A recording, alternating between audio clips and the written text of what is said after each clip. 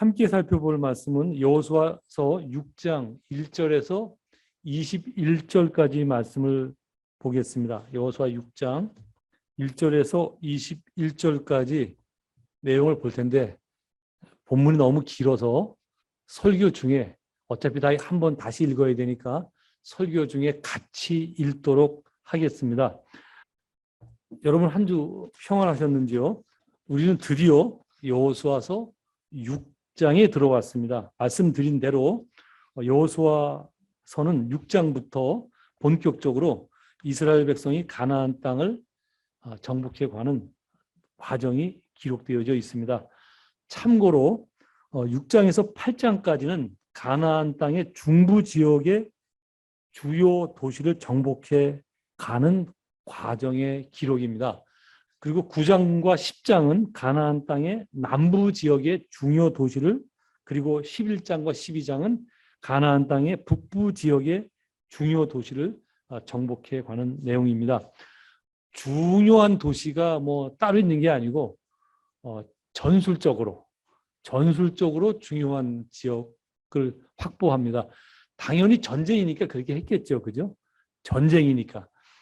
제가 일부 예배 때도 그 말씀을 드렸는데, 하나님께서 함께 하시는 전쟁이지만 그 전쟁을 수행하는 과정은 하나님께서 만드신 질서를 사용하시거든요. 그러니까 예를 들면 전쟁을 치를 때도 전술적으로, 예를 들면 여기서 이스라엘 백성이 여기 광야 생활을 여기서 하잖아요.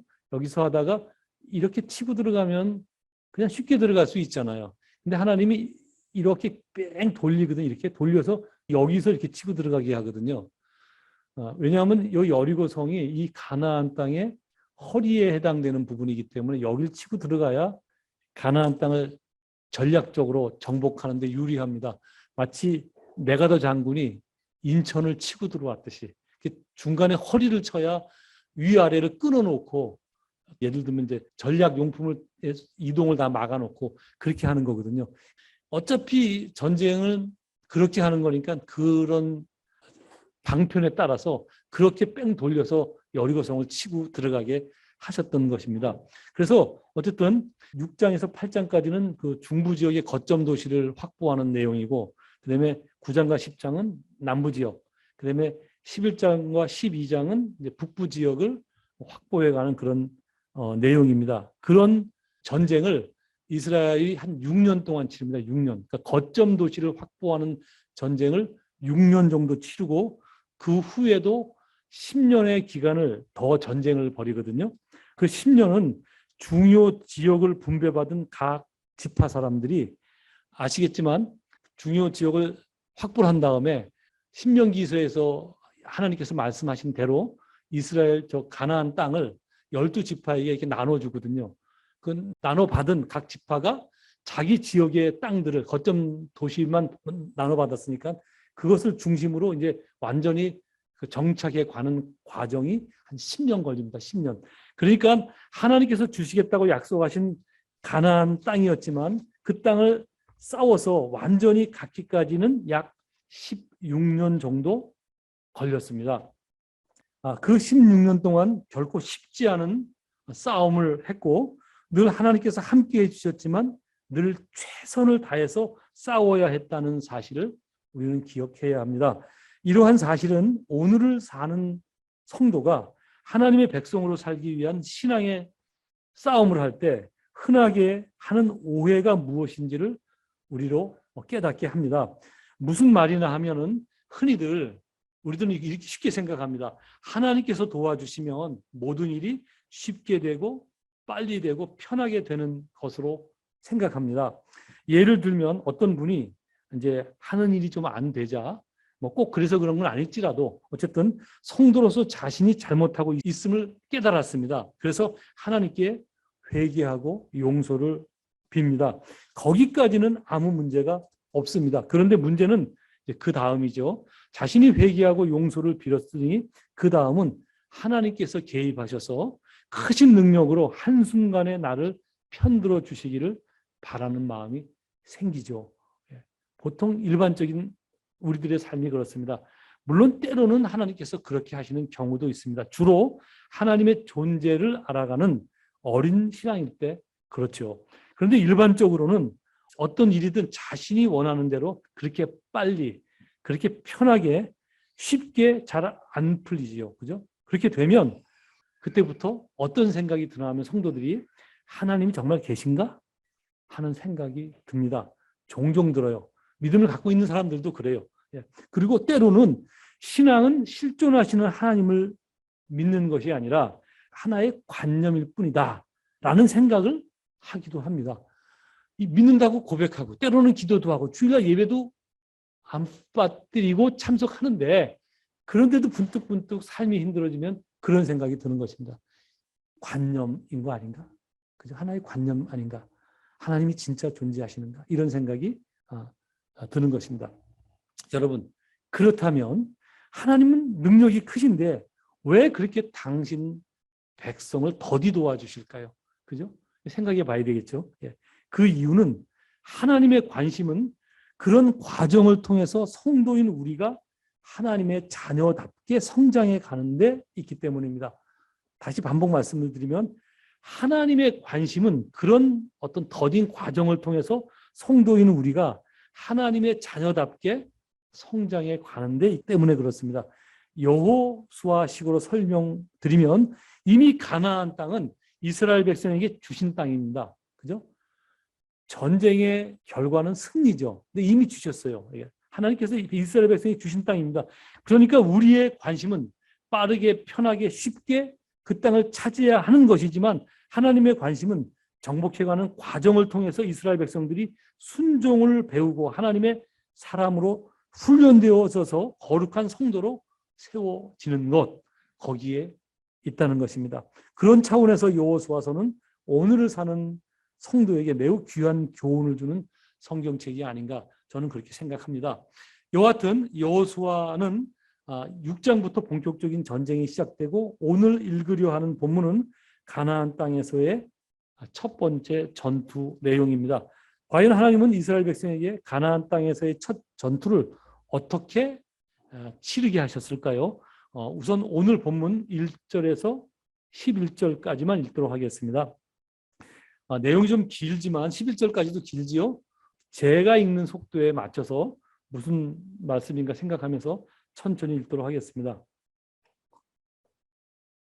1절 시작. 이스라엘 자손들로 말미암아 여리고는 굳게 닫혔고 출입하는 자가 없더라.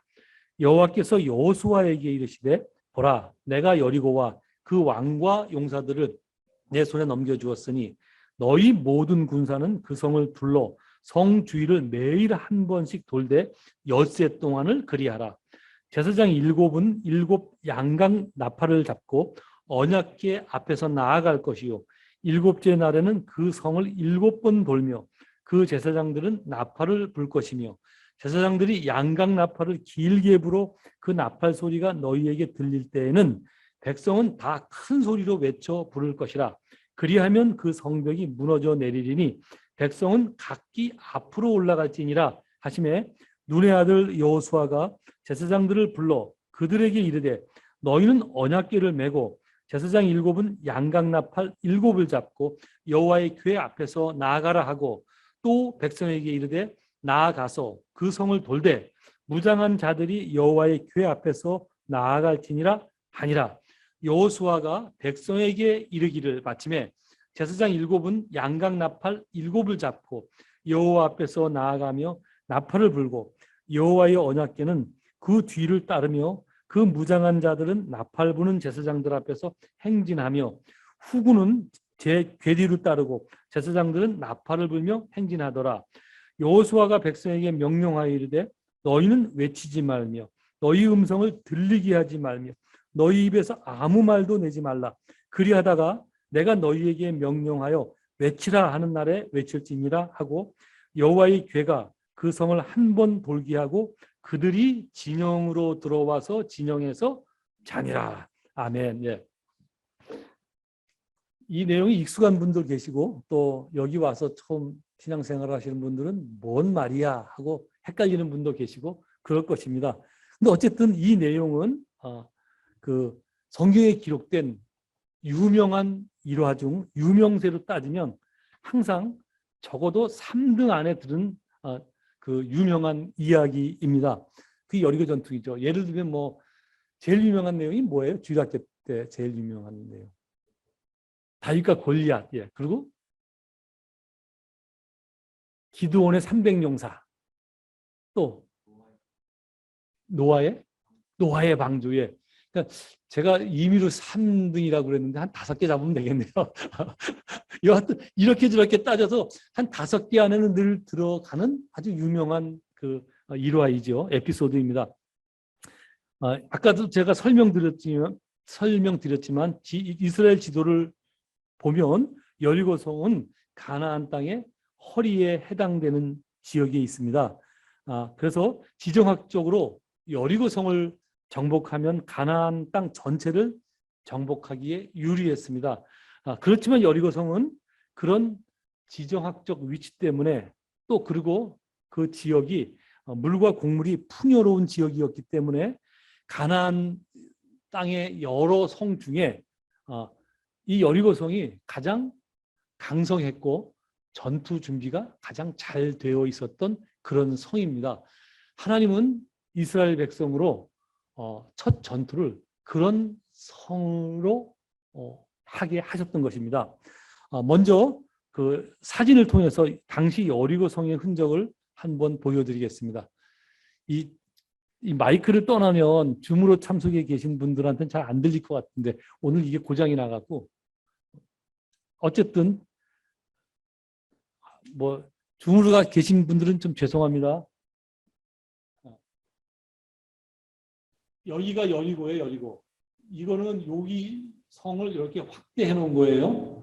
제가 한번 가봤는데 이게 이 방향이 아니라 이 방향으로 놓여 있어야 이게 정상이에요. 길게. 이건 지금 동서로 길게 되어져 있거든요. 근데 이 방향으로 이렇게 길게 놓여 있어야 정상이고 이제 여기서 와서 이 강을 건너서 여기가 길갈이잖아요. 길갈에다 진을 쳐놓고 이 여리고성을 공격한 것입니다. 다음 장면 보여주세요. 이게 모압 땅, 요단강을 건너기 전에 있었던 그 언덕에서 보는 성입니다. 여기가 보이시나요? 여리고 성입니다. 이쪽으로 길게 놓여져 있죠. 이렇게 길게. 여기는 뭐 다른 게 아니고 신약 시대에 와서 헤롯 대왕이 여기다가 자기 별장을 지었던 장소예요. 그래서 이렇게 표시를 해놓은 거고 그 말은 뭐냐면 여기가 그만큼 이 지역이 얼마나 곡창 지역인지 보시죠. 요단강이 이렇게 흐르고 여기가 이렇게 굉장히 곡창 지역입니다. 그 외에는 여기가 유대광야예요. 유대광야. 예수님 시험 받았던 유대광야인데 이렇고 여기가 이제 예루살렘에 있어요. 네. 근데 보세요. 그렇게 넓지도 않은 땅인데 농사 짓고 살 수 있는 땅이 별로 없어요. 여기밖에 없어요. 이게 이 성이 얼마나 여리고성이 부유했고 또 위치가 좋았는지 알 수 있죠. 예, 그 다음 장면. 예, 고고학적으로 성터가 발굴이 되거든요. 그 발굴된 지역을 대략 가상해서 성을 이렇게 그림을 그려보면 대략 이렇게 되어져 있어요. 얼마나 견고했는지 성이 늘 성벽을 이중으로 쌌어요. 뭐 그 안에도 사람이 살았는데 이게 혹시 한쪽이 뚫혀도 또 한쪽에 방어막이 있을 수 있도록 이중으로 되어져 있는 굉장히 견고한 성이었습니다. 그 다음 내용. 예, 이게 이제 좀 오래전에 찍은 사진인데 여리고성 성터예요. 이게 발굴되는. 이게 요즘에 있는 조그만 집들이 일반적인 집들인데 크기가 어느 정도인 줄 알겠죠. 근데 여리고가 또 여기만 사람이 살았던 건 아니에요. 우리나라도 한양 도성에 조선내에 있는 모든 사람이 한양 도성에만 살았던 게 아니잖아요. 그죠? 왕이 사는 도성 지역이 또 외부에 사람들이 살고 있었듯이 이스라엘 사람들이 주변에 살고 있고 여리고성에 이제 여리고 왕과 이제 중요한 전략 지역이 다 이 안에 살고 있었던 것입니다. 이렇게 계속 발굴을 하고 있고 요즘은 이 발굴된 지역에 이렇게 사람이 들어가서 볼 수 있도록 뭐죠? 전망대 그런 걸 만들어놨어요. 그리고 더 이상 크게 발굴은 하지 않는 것 같아요. 여기만 그런 게 아니라 이스라엘 전역이 그래요. 어디든지 파면 뭐가 나오는데 계속해서 발굴을 하지 않습니다. 또 발굴 비용도 워낙 많이 들기도 하고. 다음 장면. 여기 이중으로 쌓았던 성터가 이렇게 발견이 되고 이 안에 파고 들어가면 전부 사람 살았던 그 흔적들이 있습니다. 다음 장면. 예, 이게 이제 요즘에 찍은 사진인데 이렇게 전망대를 만들어서 그 안에 있는 내용들을 봅니다. 이건 이렇게 생긴 거로 봐서는, 그리고 여기 입구가 있는 거로 봐서는 우물터 같아요. 예, 뭐 전쟁이 나도 물은 있어야 되니까. 예, 그 다음 장면, 이게 발굴되는 그 성터 부분 이렇게 발굴해내고 있습니다. 네. 그 다음 장면, 그 안에 이제 집터들이 이렇게 발굴하고 있어요. 조금만 파내면 이게 다 나와요. 네. 그 다음 장면, 이게 이제 거기서 발굴되는 유물인데요. 여기 보세요. 이게 사람 시체인데 뭐라고 나와 있냐면 under the floor of the house.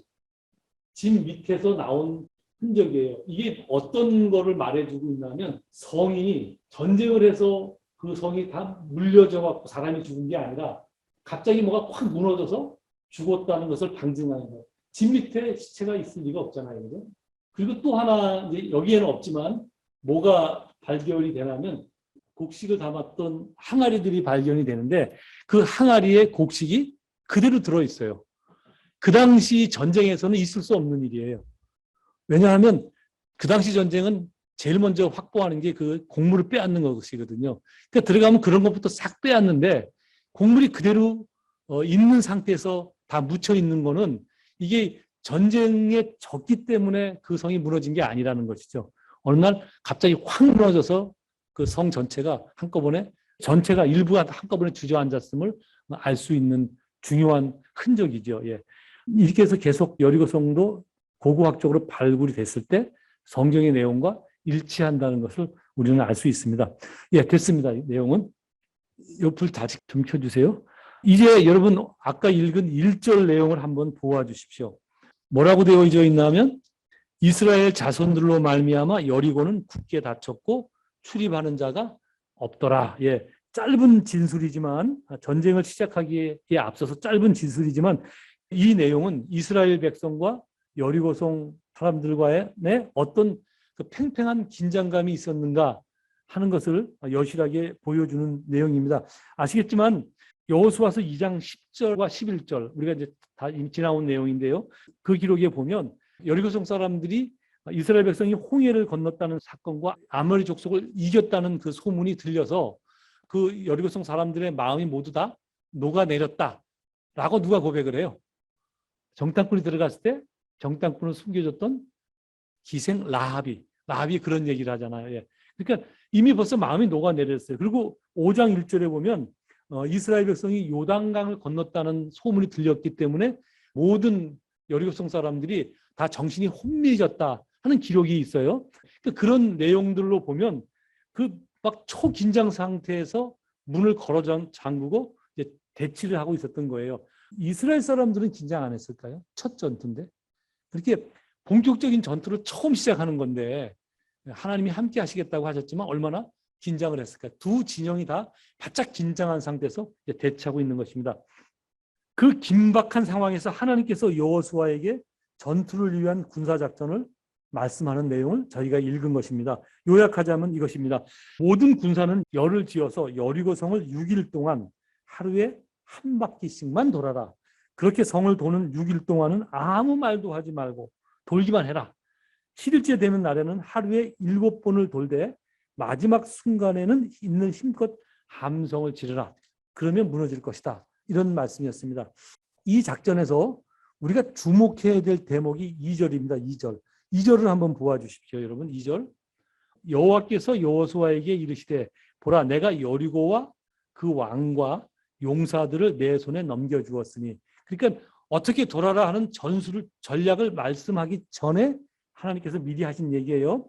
영어로 성경을 보면 I have delivered 여리고 into your hands 그렇게 기록되어져 있어요. 제가 왜 발음도 좋지 않은 영어로 갑자기 말씀을 드렸냐면 우리나라 문장은 시제가 정확하게 잘 그러니까 시제의 특성이 잘 드러나질 않아요. 뭐 이 시제의 특성이 가장 잘 드러나는 현대 언어는 프랑스어예요. 복잡하잖아요. 전미사에 여러 가지가 붙어서 아주 정확한 시제와 성수와 뭐 이런 이 모든 것들 다 표현해 주잖아요. 그것이 성경에서 잘 드러나는 언어가 뭐냐면 히브리어예요. 히브리어는 그래서 처음에 배울 때 울면서 배우거든요. 울면서. 너무너무 까다로워요. 어느 한 단어에 전미어가 몇 가지가 다른지 몰라. 다른 게 엄청 많이 붙어요. 거기에 시제가 아주 정확히 드러난다고. 이게 언젠지, 과거인지, 과거에 끝난 건지, 현재인지, 현재에 끝난 건지, 이 모든 것들이 정확하게 드러나는 언어가 히브리어예요. 근데 제가 여러분에게 히브리어를 설명할 수 없으니 그래도 시제가 어느 정도 드러나는 영어로 말씀을 드린 거예요. 그러니까 히브리어에는 분명하게 드러나고 영어에도 분명히 어떻게 드러나냐면 현재 완료. 예. I have delivered. 이 정도는 뭐 문법 아시죠? 그죠? 예. 완전 예, 현재 완료로 되어 있는 것입니다. 즉 보이는 긴장된 상황과 상관없이 하나님은 이미 그 땅을 이스라엘 백성에게 주셨음을 아주 분명하게 선포하고 계신 것입니다.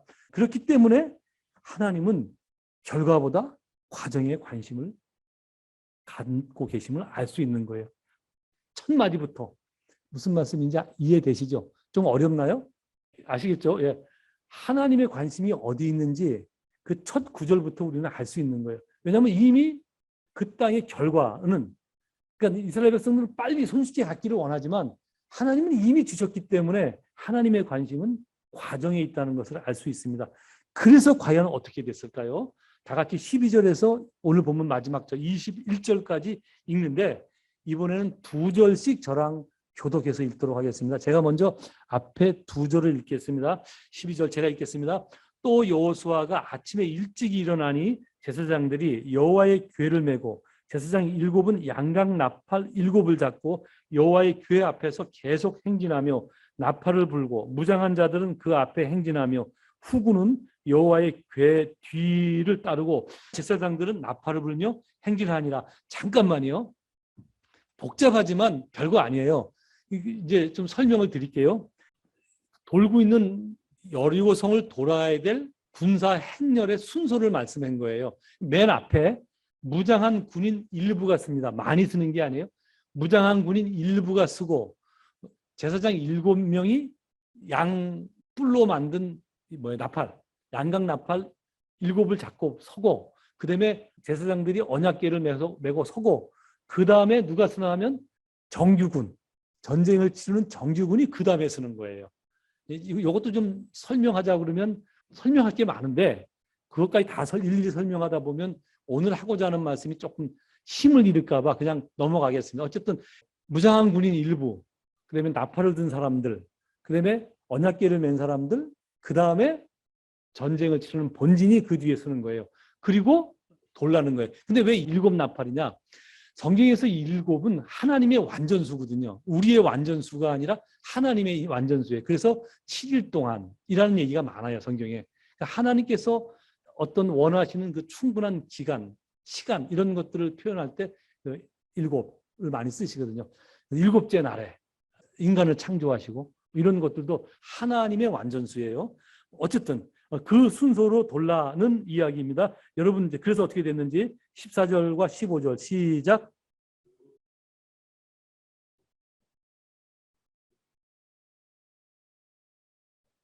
제가 읽겠습니다.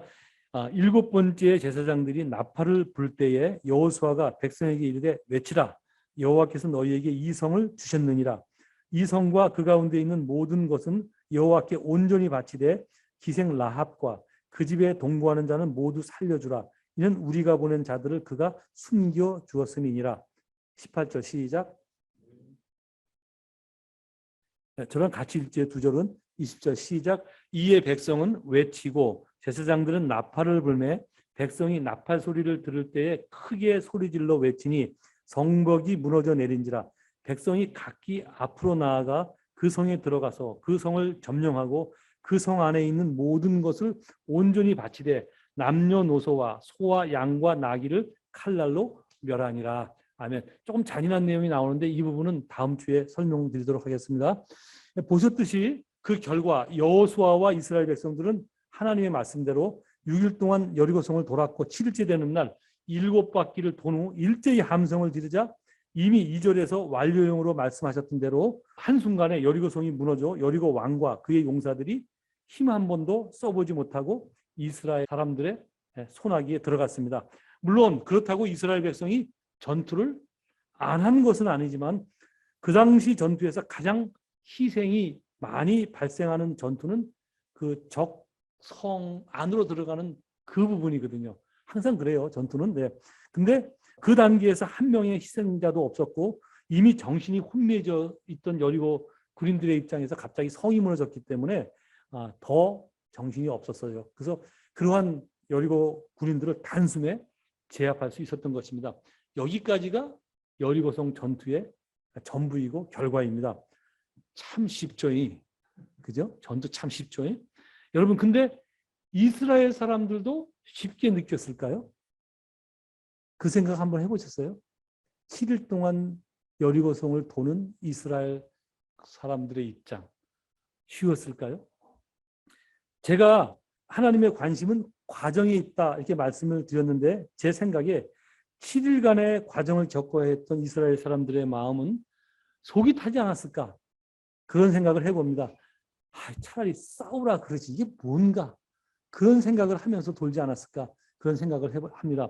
여러분 한번 생각해 보십시오. 전쟁이 시작됐습니다. 양강나팔을 울려댑니다. 그런데 하는 일이라고는 무장한 군인 일부만 앞장서고 그 다음에는 7명의 제사장들이 나팔 불고 뒤따르고 그 다음에는 언약궤를 맨 제사장들이 서고 그 다음에야 정작 싸워야 할 군인들이 열을 써서 쫄래쫄래 쫓아가는 것이 답니다. 그리고 하는 일이라고는 성을 한 바퀴 돈 후 모두 진으로 돌아와서 뭐 했죠? 잤어요. 예, 잤어요. 그러니 하루 이틀은 좋았겠지만 이 얼마나 마음이 혼란스러웠을까 하는 생각이 듭니다.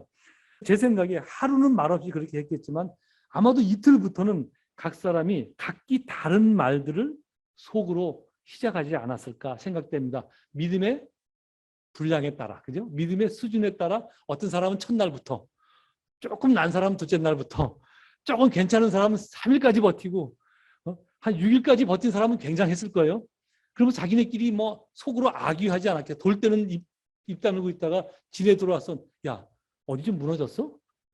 어디 벽돌 떨어지는 거 봤어? 아무 일도 없었지? 이게 뭐야? 여러분, 이스라엘 백성만 그랬을까요? 여리고성 사람들 입장에서 한번 생각해 보십시오. 바짝 긴장했어요. 이제 큰일 났어요. 전쟁을 이제 한다고 막 긴장하고 있는데 어느 날 저들이 쫙 쓰더니 막 나팔 불더니 쫙 나팔을 불어대요. 야, 이거 드디어 전쟁이 시작되는구나. 그리고 바짝 긴장했는데 빵빵빵 나팔 불 한 바퀴 삥 돌고 들으니 쓱 들어가 버려요. 저것들 뭐 하는 거야? 첫날은 그랬겠죠. 그죠? 여러분, 하나님도 질서 속에서 움직인다고 말씀드렸잖아요. 실제 이게 전쟁 상황이라면 어떤 질서 속에서 이 마음이 왔다 갔다 했을까 한번 생각을 해보시라고요. 한 바퀴 돌더니 들어가 버리는 거예요.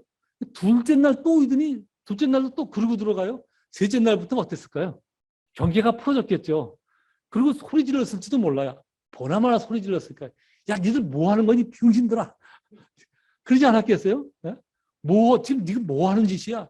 그리고 어쩌면 화살을 날렸을 수도 있고 돌을 날렸을 수도 있고 아무것도 안 하거든요. 그리고 전쟁 무장을 한 사람은 앞에 몇 명이에요. 그리고 뺑뺑 나팔만 불고 이상한 괴짝 메고, 그죠? 저 사람들도 이상한 괴짝이잖아요. 이상한 괴짝 하나 메고 저게 뭐가 들었을까? 생각이 드는데 아무 짓도 안 하고 뒤에 나머지 군사들은 무장했는지 안 했는지 하여간 지금 진짜 싸워야 될 권사들은 별짓도 안 하고 뒤따르는 거 한 바퀴 뺑 돌고 들어가서 아무 소리도 안 하는 거예요. 이스라엘 사람들 입장에서는 어떻고 여리고성 사람들 입장에서는 얼마나 한심했겠느냐 하는 생각을 우리 해봐야 되는 거예요. 여러분, 하나님은 왜 이스라엘 사람들에게 가나안 땅에서의 첫 전투를 이렇게 이상하게 치르게 하셨을까요? 그죠? 굉장히 궁금하잖아요. 이런 이상한 전투는 여기가 처음이거든요. 그 이후에는 이런 전투가 일어나지 않아요. 왜 첫 전투를 이렇게 치르게 하셨을까 하는 것입니다. 물론 성경은 이 무릎에 대한 답을 말씀하지 않고 있습니다. 그런데 이 전쟁의 앞뒤 상황을 보면 하나님께서 왜 이스라엘 백성이 이런 이상한 작전을 하라 말씀하셨는지 우리가 충분히 짐작할 수 있어요.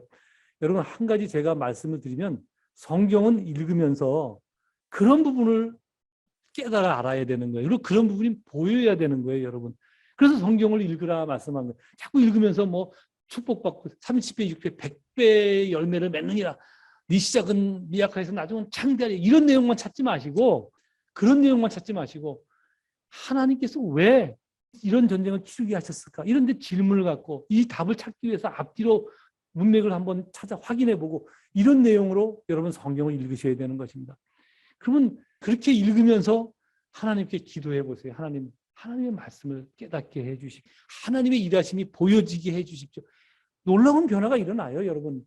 막 성경을 읽다가 막 이렇게 전율이 느껴질 때가 있는 거예요. 그리고 감격하게 되고 깨달아지면, 그러면 세상에 어떤 것을 가진 것보다 더 기뻐요. 여러분들이 갖고 싶어하는 그 어떤 것 가진 것보다 말씀이 깨달아질 때가 더 기쁘다는 사실을 여러분은 알 수 있을 것입니다. 제가 이 전쟁의 앞뒤 상황이라고 말씀드렸는데, 먼저 앞에 있었던 상황입니다. 길게 봐도 긴 이야기를 다 우리가 알 수 있지만 길게 볼 것도 없어요. 바로 전쟁을 시작하기 바로에 앞서 어떤 장면이 있었어요? 예? 여호와의 군대 장관. 다른 성경 모든 곳에서는 여호와의 사자가 나타나는데, 이 큰 전쟁을 앞두고는 하나님께서 어떤 모습으로 나타나셨다고요? 여호와의 군대 장관의 모습으로 나타나셨어요. 그리고 나타나셔서 뭐라고 말씀하세요? 신발을 벗으라. 이 땅은 거룩한 땅이라 이렇게 말씀하셨잖아요. 그러니까 여호수아가 지금 전쟁을 치러서 싸워야 되는 이 땅은 거룩한 땅을 갖기 위한 싸움을 하는 거예요. 그죠? 거룩한 땅을 차지하기 위한 전쟁이라는 말씀입니다. 그러면 뒤 상황은 우리가 아직 살펴보진 않았지만 제가 뒤 상황을 조금 말씀을 드리면, 여리고성 전투에 바로 이어서 7장에는 아이성 전투 장면이 나옵니다. 아이성 전투. 성의 크기로 비교하자면 약 4분의 1, 3분의 1에서 4분의 1 정도 사이즈가 작은 성이 아이성이에요. 근데 이 아이성 전투는 여리고성 전투와 완전히 상반된 결과가 나옵니다. 왜냐하면 여리고성 전투에서 대승한 이스라엘 백성들이 자만해집니다. 그래서 아주 작은 아이성을 보고 뭐라고 얘기하냐면, 야, 저거 우리가 여리고성도 이겼는데, 제 말이 아니에요. 이스라엘 백성들 여리고성도 이겼는데 저까진 거 우리 군인 다 나갈 필요 없어. 일부만 나가도 돼. 그리고 일부만 나가서 어떻게 저 성을 공략하자 하고 자기들이 전술을 짜요. 잘 짜요. 네, 잘 짜요. 한쪽은 앞을 공격하고 한쪽은 뒤를 공격하고 막 전술을 딱 짜고 딱 전쟁에 임했는데 결과가 어떻게 됐을까요? 쉽사리 우리 쓰는 오늘날의 우리들의 언어로 표현하자면 어떻게? 개박살. 개박살이 납니다. 개박살이. 완전히 개박살이 납니다. 10,000명 넘는 사람이 죽어요. 엄청난 사람이. 그 작은 성에서, 물론 작았지만 여리고성은 평지에 있었고 아이성은 언덕에 위에 있었어요. 그러니까 전투를 치르기 쉽지가 않아요. 근데 싸워보지도 않은 사람들이 자기들이 할 수 있다고 자기 힘만 믿고 자기들의 경험만 믿고 오른쪽 암쪽 전술을 짰지만 결과적으로 개박살이 납니다. 즉 그렇게 그런 앞뒤 상황을 연결해 보면 하나님께서 왜 여리고성 전투에서 그렇게 이상한 작전을 갖고 싸우게 하셨는지를 우리가 알 수 있습니다. 즉 가나안 땅을 정복하기 위한 전쟁은 사람의 전술이나 전력 혹은 무기가 승리의 원인이 아닌 것을 이스라엘 백성에게 분명하게 알게 하시려고 첫 싸움을 그렇게 시작하게 하셨던 것입니다. 다르게 짐작할 수 있는 게 있어요? 없어요. 다르게 짐작할 수 있는 게 없어요.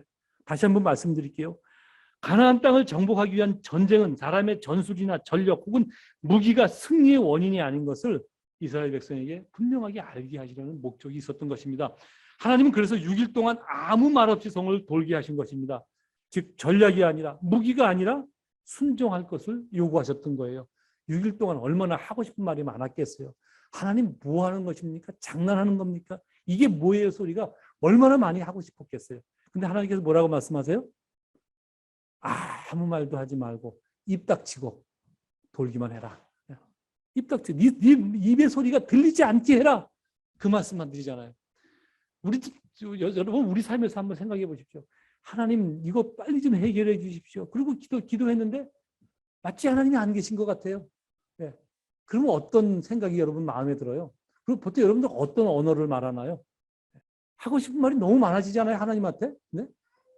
성경이 뭐라고 말씀하시는 줄 아세요? 네 입에서 아무 말도 들리지 않게 하라. 지금 이스라엘 백성이 그 말씀하고 있다는 사실을 아셔야 돼요. 우리는 생각할 때 6일, 짧다면 짧고 길다면 길 수 있어요. 그런데 성경에서 말하는 6일은 하나님의 완전 숫자 7일에 근접하는 거잖아요. 인간한테는 굉장히 지루한 기간이에요.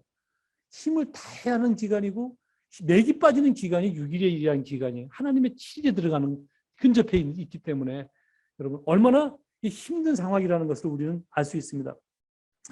이러한 하나님의 원하심은 오늘을 사는 저와 여러분에게 각자의 상황에서 어떻게 믿음의 삶을 살아야 할지를 말씀해주고 있는 내용입니다.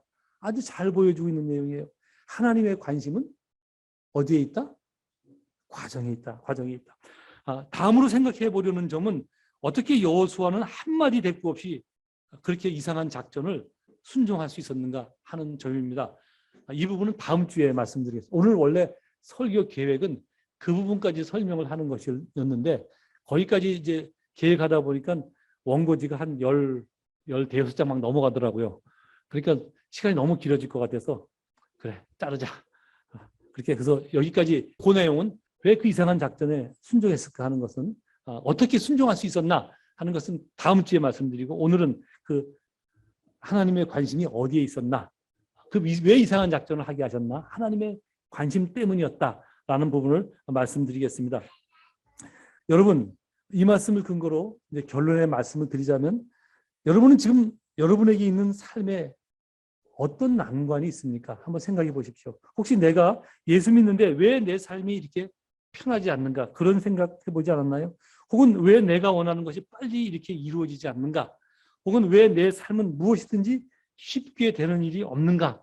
라는 생각에 쌓여 있지는 않습니까? 우리는 나에게 주어진 신앙의 현장에서 늘 쉽게 승리하고 편하게 승리하고 빠르게 승리하기를 원합니다. 그렇죠? 그런데 하나님은 그 싸움에 가는 과정에 관심이 있다는 사실을 오늘 본문은 우리에게 여실히 보여주고 있습니다. 여리고성을 가나안 땅을 점령해가는 전투가 바로 그런 부분이거든요. 그 싸움을 해가는 과정에 하나님이 관심이 있음을 우리에게 알려주는 거예요. 이미 내 손에 주었다 하고 전쟁을 시작하기 전에 선포를 하시잖아요. 그죠? 선포를 이제 보시면 알겠지만 어디 또 나오나 하면 16절에도 나옵니다. 여호수아가 백성에게 이르되 외치라 여호와께서 너희에게 이 성을 주셨느니라. 외치라. 예, 외치라. 이 말은 오늘날 우리에게 기도해라. 이런 말씀이 있어요. 기도해라. 이런 말씀이라고. 기도해라. 간구해라. 예, 그런 말씀이라고요. 이미 주신 거고 그런 과정을 통해서 주시겠다는 거예요. 예.